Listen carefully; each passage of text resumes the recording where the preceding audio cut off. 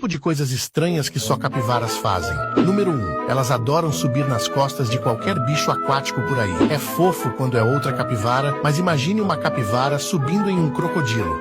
Essa é a coragem delas. Número 2. Capivaras são como os acrobatas do mundo animal quando se trata de saltos. Elas olham ao redor por alguns segundos e, sem mais nem menos, pulam como se fosse a coisa mais natural do mundo. Parece que nada consegue assustá-las. Número 3. Para as capivaras, qualquer encontro com outro bicho é uma chance de receber carinho. Elas acham que estão em um spa 5 estrelas ou em uma massagem top de linha. Capivaras são tão amigáveis que, se fossem humanas, estariam dando abraços grátis por aí. Número 4. E por último, as capivaras são as pacifistas do mundo animal. Elas veem o lado bom de todo mundo e são tão zen que até mesmo um pássaro tentando bicá-las é só mais uma oportunidade de fazer um novo amigo. Capivaras são os verdadeiros campeões da serenidade no reino animal.